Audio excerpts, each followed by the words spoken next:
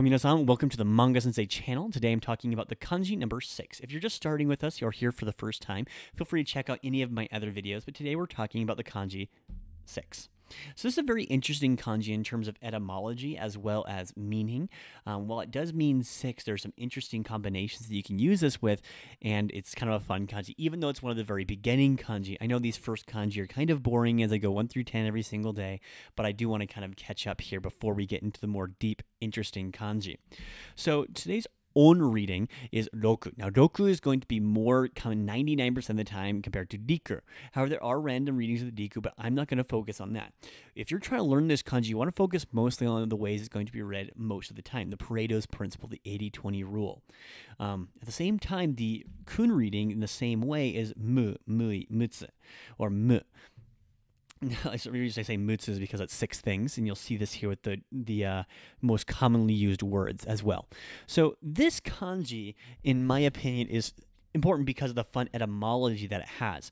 This etymology is the fact that it has a lid followed by legs underneath of it. The way I remember this is if you think of a bug, there's 6 little legs, and if you were cooking outside and you put your lid on the ground, there'd be a bug underneath of it. Now, there is another way to read this kanji as well. That is, the lid has 2 strokes in it, and down below, the legs can also be read as hachi, which is the number 8. So you can see as 2 minus 8, which is 6, which is the number you have right here. Lastly, we're going to talk about the common words, or the jukugo. The jukugo simply means 2 kanji that are put together and how they are read. The first thing I want to read is simply the word roku, which means 6.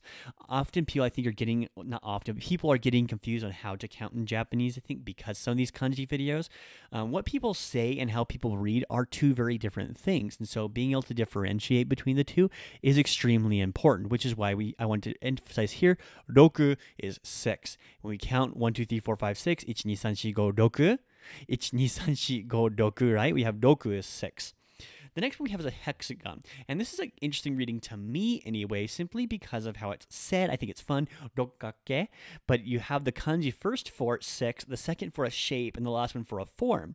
And so the formed shape that has 6 sides is in fact, or a corner, this can also be read as a corner, 6-cornered form is a hexagon. And the same way we have muika, which is the 6th. Now, you may be thinking, looking at the hexagon reading, that what's going on with that little tsu there. Sometimes own readings, when they're kind of pounded up against each other like that, will sometimes add these chisaitsu, depending on what it follows. But we're going to learn that later and try to focus on the meanings before we get into all this deeper stuff. I want to build your foundation with Japanese and 5 kanji before we get into crazier stuff later.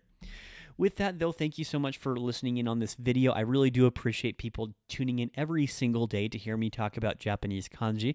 Please like, share, and subscribe to this channel, as I'll be keeping this up every single day so you can start your day off by learning some Japanese, which I think is fun. I really enjoy it, and as well as please share this with anyone that you might know that's interested in learning Japanese. Or visit my website, manga-sensei.com, where we have comics, the 30-day challenge, as well as numerous other free language tools to help you improve your Japanese.